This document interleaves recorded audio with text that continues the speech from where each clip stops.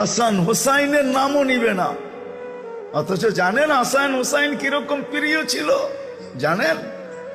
একদিন দুই ভাই আসছে 5-6 বৎসরের ছোট দুজন, আয়সা নানাকে জিজ্ঞাসা করতেছে, নানা জান আপনি উত্তম না আমরা দুইজন উত্তম? কি বলে ওলামায়ে কেরাম, কে উত্তম? নবীজি উত্তম, ঠিক না?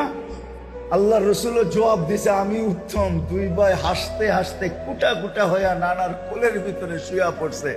আল্লাহ রসুল জিজ্ঞাসা করে এত হাসো কেন? জবাব হয় নাই। জবাব কি হয় নাই? জবাব হয় নাই। তাহলে উত্তম কে? আমরা দুইজন। কিভাবে? আমাদের আব্বাজানকে চিনেন? বলো। আব্বার পরিচয় দিয়া বলতেছে আবু কালাইসা বিশাই, আমাদের আব্বার সামনে আপনার আব্বা কিছুই না।